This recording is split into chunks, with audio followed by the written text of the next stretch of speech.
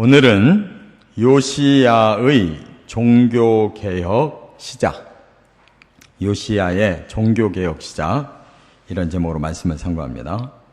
오늘 내용은 이제 역대하의 34장 내용과 아주 똑같습니다. 성경이 사실이라는 것을 증명하는 방법 중에 하나가 같은 내용을 다른 말씀에도 있다는 것. 그래서 복음서도 마태가 쓰고 마가가 쓰고 누가가 쓰고 요한이 썼는데 큰 틀이 같다는 것. 그래서 하나님 말씀이 똑같다 하는 것을 깨닫게 됩니다. 오늘부터 이제 크게 하나의 획을 긋게 되는데, 지금까지 예레미야는 계속 이제 곧 멸망한다는 것을 경고했잖아요. 그런데 오늘 이 말씀은 이제 그 현실로 돌아가서 유다 나라가 마지막 선왕이 요시야라는 왕인데, 오늘 본문에 나와요. 이 요시야 왕이 왜 선왕이냐 그러면 그가 왕위에 오른 지 18년, 나이로는 26세입니다. 8살에 왕이 됐으니까 26살 때 그 마음이 하나님은 사랑하는 마음이 생겼어요. 아버지와는 또 정반대로, 아버지 할아버지하고는 반대고 증조 할아버지 히스기야와 이제 마음이 같은 거예요. 그래서 하나님 사랑하는 마음으로 성전에 대해서 수리할 마음이 생겼어요. 위에 아버지 할아버지가 악해가지고 성전 다 회파시키고 우상 천지를 만들어 놨는데, 하나님 사랑하는 마음이 성전을 보니까 너무 마음이 아파서 성전 수리하게 됐고, 그래서 율법책을 하나님 발견하게 하시고, 그래서 말씀대로 개혁이 일어나게 하시고, 너무너무 신나는 상황이 벌어져요.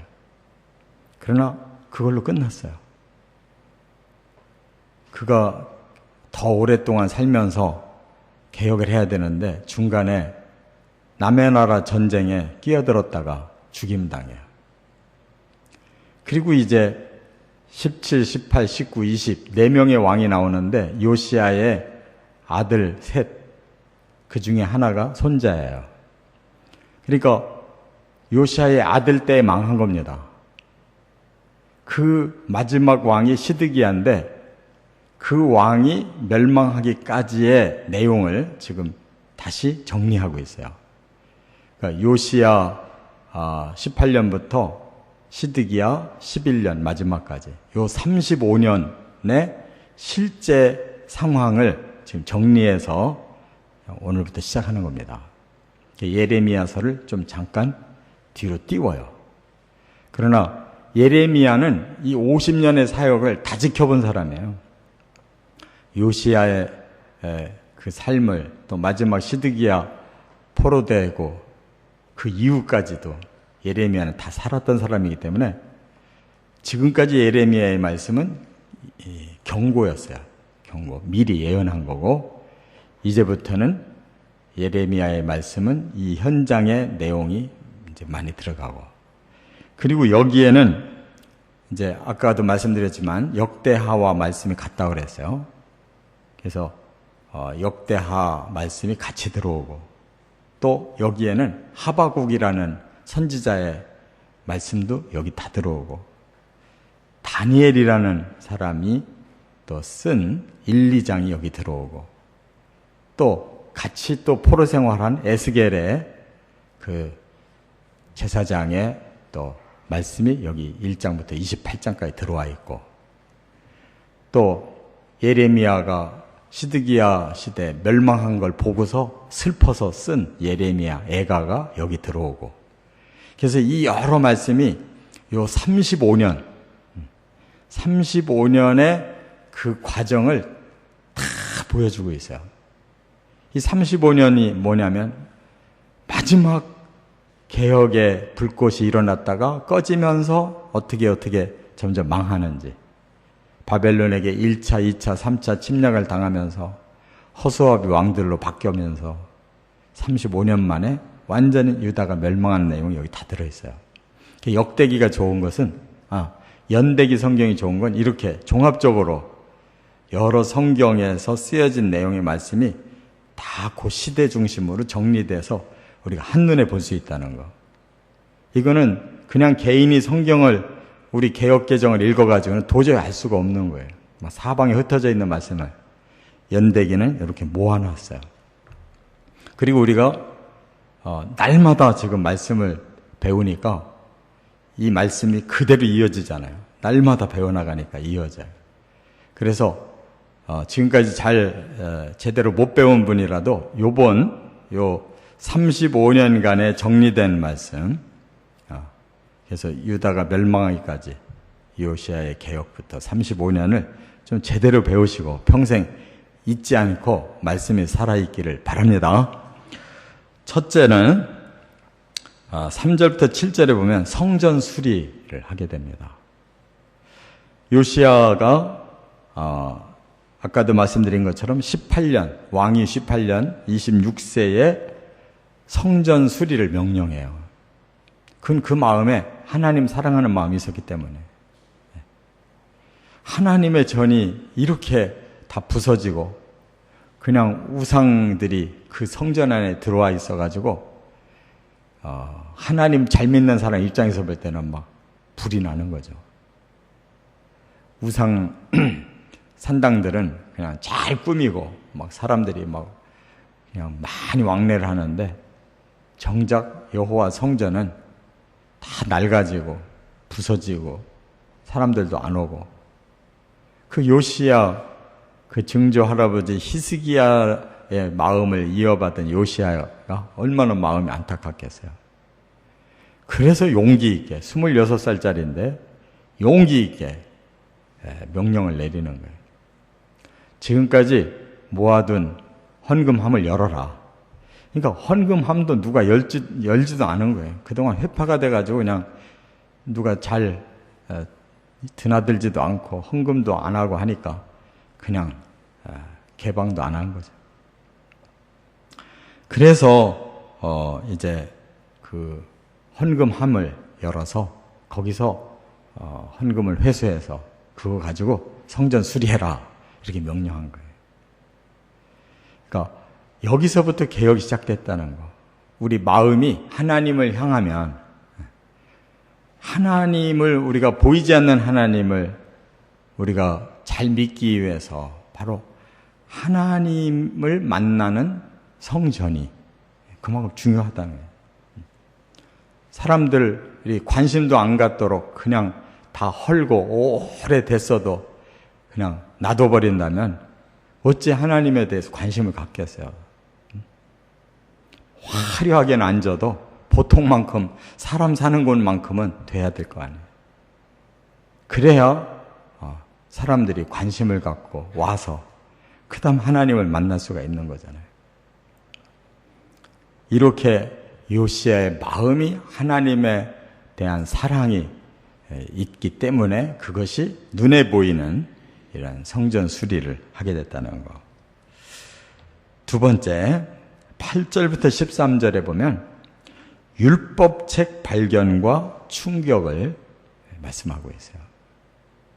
하나님께서 선물을 예비해 놓으셨어요. 성전을 수리하려고 그 헌금함을 열었는데 뜻밖의 그 안에 율법책이 들어있었던 거예요. 그 말은 뭐냐면 율법책 자체가 없었던 거예요. 그 나라에.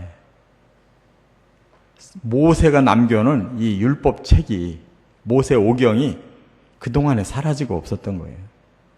그러니까 사람들이 그냥 엉터리로 하나님을 믿으니까 우상은 막 득실득실하고 세상 복 준다고 하니까 막 우상한테는 복채를 많이 내고 하나님에 대해 관심이 없는 거예요. 율법책도 없으니까. 그런데 아무도 몰랐던 숨어있던 율법책이 바로 그 헌금함을 열 때, 헌금 꺼내려고 할 때 발견된 거예요. 그래가지고 왕에게 보고를 한 거죠. 그리고 왕 앞에서 읽으라. 율법책을 읽는데 요시야가 충격을 받은 거예요. 왜냐하면 신명기 같은 데 보면, 신명기 28장에 보면 축복과 저주에 대한 말씀이 또렷하게 나와 있거든요. 이렇게 하는 자는 하나님 복 주시고, 또 저렇게 사는 자는 하나님 저주하신다. 분명하게 말씀이 나와요. 그러니까 요시야가 충격을 받은 거예요. 아, 지금의 이 현실이 보니까 하나님 말씀대로 순종했더라면 이런 세상이 아니고 아주 복된 세상이 될 건데, 지금 우리의 현실이 보니까 이 신명기 말씀대로 우리가 말씀을 듣지 않고 전부 우상 섬기고 죄를 져가지고 지금 이런 징계가 내려 있는 거구나라는 현실을 깨달은 거예요. 그러니까 요시야가 충격을 받았어요. 이처럼 우리 사람이 바르게 마음이 돌아갈 수 있는 방법이 뭐냐? 하나님 말씀에 있어요. 진리에. 우리 사람 마음이 기준이 될 것 같아. 항상 내가 옳고 내가 바르게 생각하면 바르게 살면 된다 그러는데, 우리 마음 자체가 삐뚤어져 있고 부패되어 있는데, 삐뚤어지고 부패된 그것이 기준이 돼봐야 사람은 개혁이 안 되는 거예요. 개혁의 기준점은 하나님께 있고 하나님이 우리에게 계시해 주신 이 말씀에 있어요.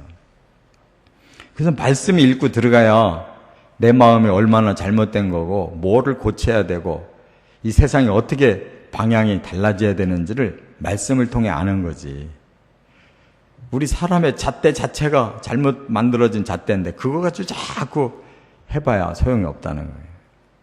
요시야가 드디어 하나님의 뜻이 뭔지를 알았고 지금의 이 상황이 왜 이 모양이 됐는지를 알은 거예요.